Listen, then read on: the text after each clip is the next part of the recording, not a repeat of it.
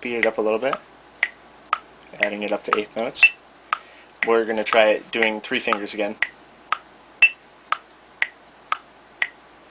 1, 2, 3, 1, 2, 3, 1, 2, 3, 1, 2, 3, 1, 2, 3.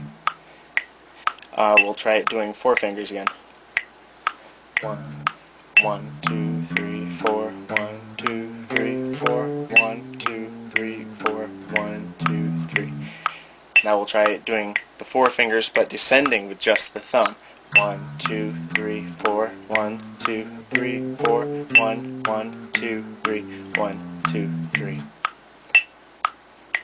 Now you can extend this all over the fingerboard. Obviously you're going to want to learn to go from lowest string to highest string using all these fingers.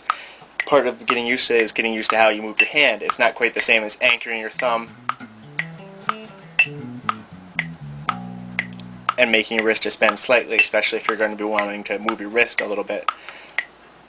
1, 2, 3, 4, 1, 2, 3, 4, 1, 2, 3, 4, 1, 2, 3, 4, 1, 2, 3, 4, 1, 2, 3, 4, 1, 2, 3. And we'll try doing that just using 3 fingers now. 1, 2, 3, 1, 2, 3, 1, 2, 3, 1, 2, 3, 1, 2, 3. Let's speed that up a little bit. It's at 60 beats a minute still, but doing 16th notes.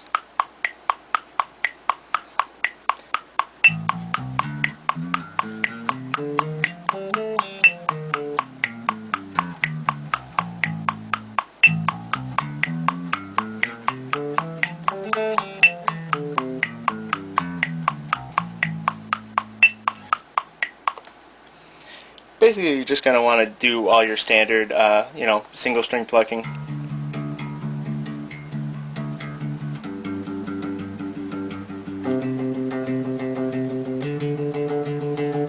Practicing with all 4 fingers. And when it comes to skipping up and down strings, particularly down strings, you're going to want to try using your thumb more.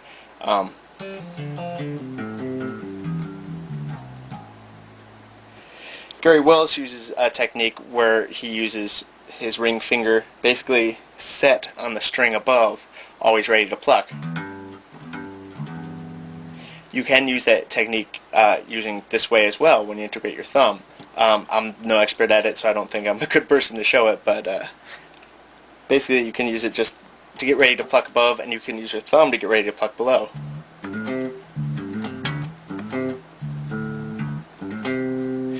And setting your fingers out almost as a classic guitarist might, you can also assign strings per finger. And that way you're not strictly alternating using your ring finger for, say, your high C string or G string, whatever you have set up.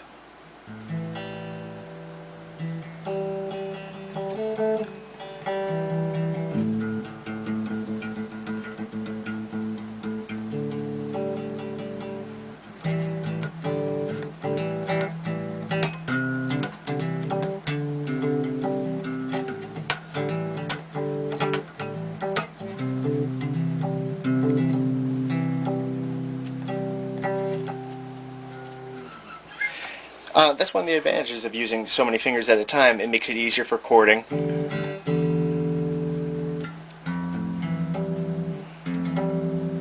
And you can get a real finger-picking sort of style going on doing it. You can do it all sorts of ways. Say if you take 4 strings at a time, you can assign a finger per string.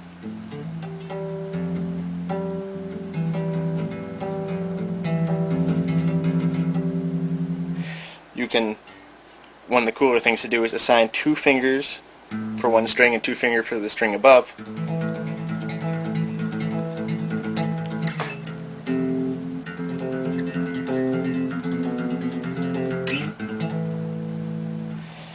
You can assign 1 here, your thumb here, ring on your G, or whatever you have it on your space, and thumb, pointer, ring, and middle on your top string.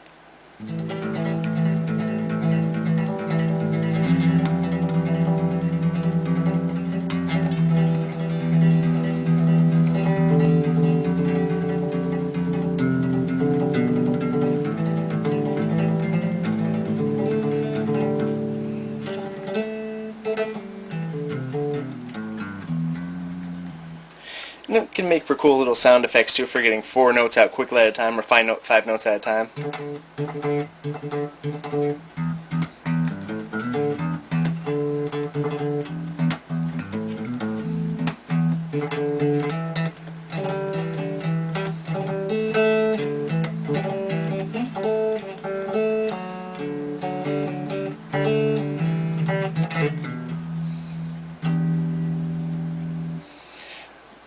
That's getting a little advanced though. As I said, you want to start out very slowly.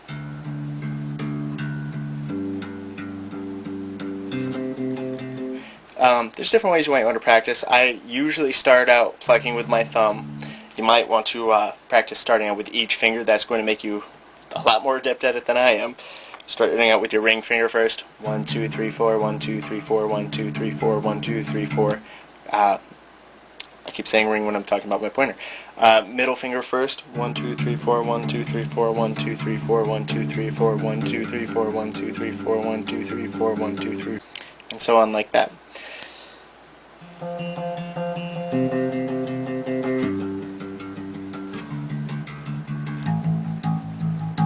That's just using your thumb.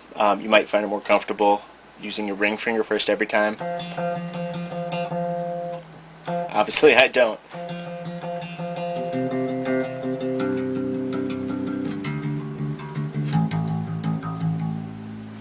You want to try out all different sorts of things like that. Again, the best things you can do to start out trying to use these techniques is get yourself a radiused ramp. Luthiers like Rob Elric make them. Last I had heard, Pete Schold makes them. A lot of luthiers make them. You can even make them yourself if you're handy and have a radiusing block at home to match your fretboard, or you can even find a local woodworker and they could probably do it for you. Cost is usually anywhere between $100 to $300. Excuse me, most of the ones I've gotten have been about $100. They're definitely worth it though. That and a metronome will help you a lot. It's going to take a while before you're able to do this fluently. I still have issues, as you can hear in any of my videos you might see, making it sound really fluent when you're playing. If you look at certain players like Matthew Garrison, who's one of the first to get this on the scene of using all 4 fingers like this as far as bassists go, they handle it very well and they use it very musically. Classical guitarists do this all the time. Bass players like Gary Willis do a variation of it without the thumb, but basically taking advantage of as many digits as you can. You can use it in different ways too. You could just pluck with these 3 fingers and keep your thumb ready down here to pluck, but in the meantime it's used as a string mute.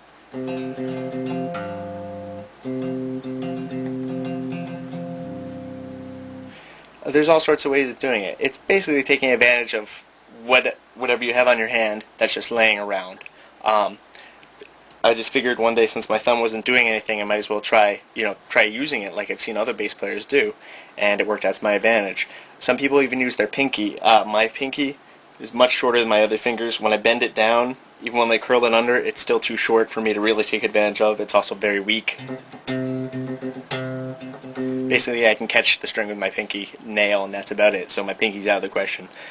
Also, using 4 fingers is a more rhythmic pattern as we're used to using 2 fingers. 4 is, along that same line. Using 3 fingers gives us a more triplet feel, which is a little more confusing at first. I find using your thumb helps deal with that a little better, because we're so used to using the thumb in a rhythmic way from slapping along with these 2 fingers.